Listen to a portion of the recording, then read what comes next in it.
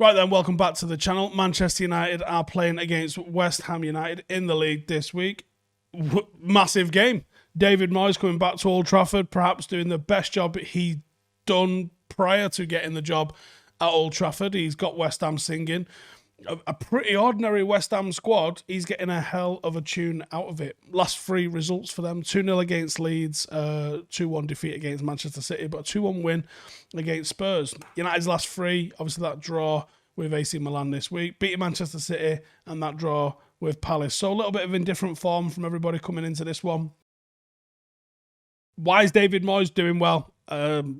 Christ knows. But he's maybe it suits him to be the underdog, because he was definitely underdog in this, but you know he's got them absolutely performing at the moment. So his preferred 11, he's opted for a 3 at the back sometimes, showing a little bit of tactical flexibility, but against a tougher opposition, he's actually gone with a back 4 and 2 sort of deeper, more conservative number 6s in a 4-2-3-1.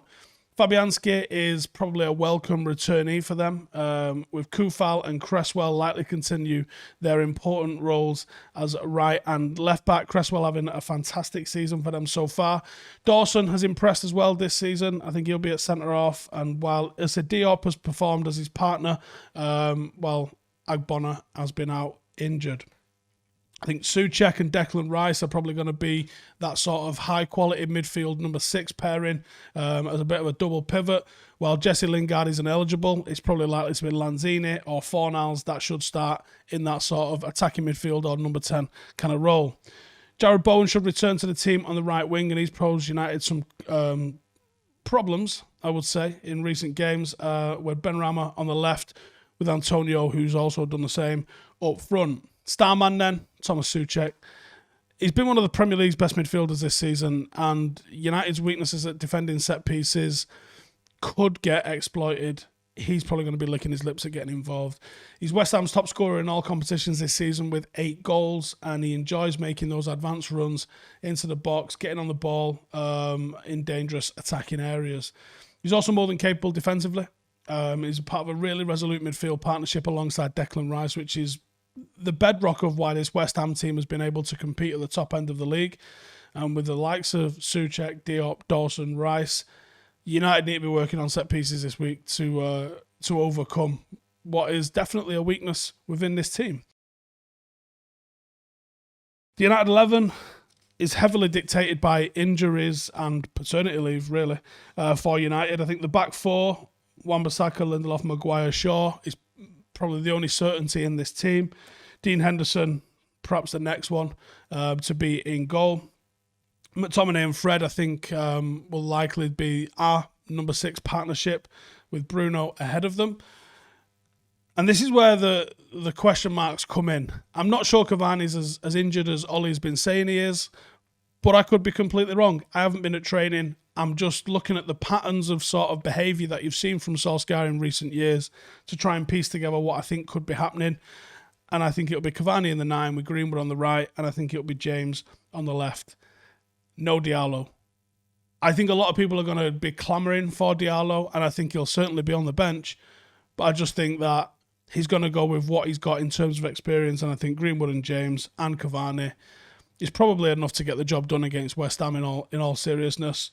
No Rashford is a big blow. No Martial is, it's not as big a blow, but it's certainly a blow still.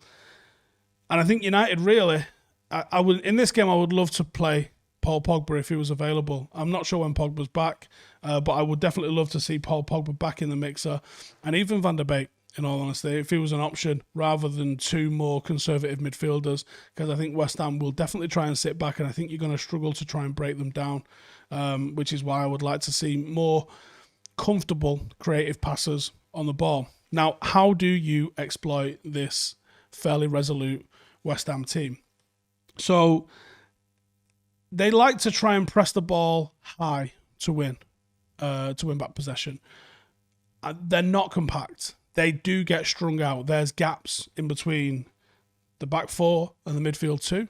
There's space in between there. Bruno's going to love to try and operate in that sort of area. Greenwood would look to try and operate in that area. You can also get a little bit in behind them because they don't completely sit deep into their box. technical ability and pace is what you're going to look to try and expand those gaps.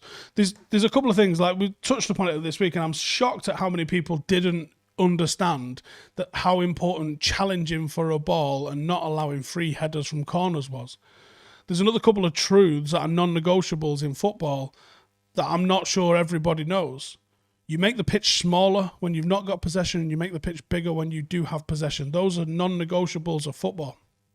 That's how you defend fundamentally, make the pitch smaller, and you attack by making the pitch bigger and try.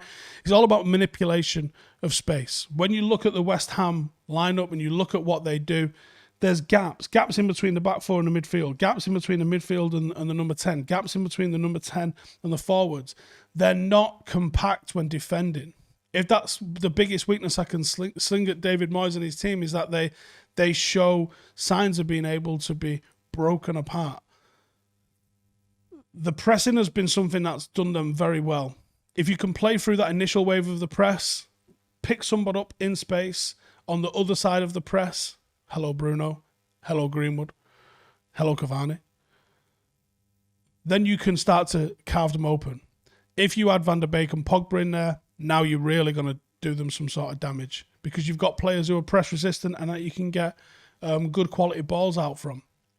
That's where I think United could come undone in this game, is that we've not got enough of those direct passes and not enough people who can break the lines with the passes. And that is an issue, I think.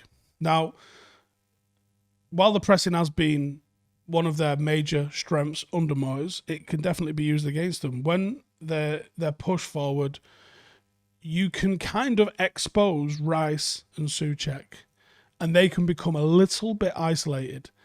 If United can get numbers in around there, you can completely dominate those as a midfield too. And depending who it is in the 10, can often leave them to it a little bit, and then they're vulnerable. And that's how I would look to try and do it.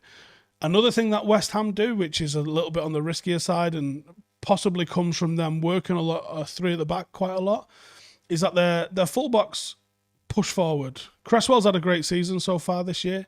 I think he's the highest scoring fullback or highest assisting fullback in the league. He's having a good season. He's finding a lot of space down that left-hand side. Because he pushes forward, there's gaps that form in behind. They like to overlap, and when there's a quick turnover in possession, they're in position to press. But again, if you can play through that press with progressive midfielders, with line breaking passes, you can get the ball to your quick players. Hello, Dan James. Then you've really got a lot of work cut out, and that's where the likes of Rice, the likes of Souček get dragged out into areas that they don't want to be and expose the center of defense. And also, when they're dragged out wide, the gaps, the distances in between the centre halves become big and become too big, in my opinion. And they're usually the ones that have to start pushing over. Quite often you'll see Rice, if he's not gone over to cover in the wide areas, he'll drop into the centre of defence to really shore it up and make it more like a back three, which is where if you've got second waves and depth to your attack, that's again when you can start to exploit them, because if you find the ball back with Bruno, say on the edge of the D, and you've flattened out their lines so they can cover the width, the second wave, that sort of depth to the attack of Bruno, perhaps with a runner off him, Cavani may be in the box, you're going to have them at 6s and 7s. So there's gaps is what I would say about West Ham. They're certainly vulnerable, but if they can get their spacing right, because the positioning and sort of intent is kind of there for them to be quite solid and difficult to break down. I think if you can exploit that, or if they could, go the other way and shore up those gaps, that's what the game's going to hinge on. Could be an exciting game. A big 3 points for United if you get a victory in this. Big 3 points for United if they get the victory in this. So we'll just have to see how it goes. Be very interesting to see if Greenwood can start to really develop his play a little bit this season. He's been well off the pace. Maybe this is the time for him to start to step up and show us the play that we all know is in there. Otherwise, it's going to get a bit bumpy for the last couple of months of the season. Anyway, cheers for tuning in. Make sure to check out the Patreon group. The Patreon link is below. If you want to support the channel, then check it out. There's extra content and all sorts of stuff going on over there, as well as discount codes for some of the Stretford Paddock FC merch, and also little drops about stuff ahead of time going on in there as well. So if you want to check all those out, link for that is down in below, and I'll see you in the next one. Laters.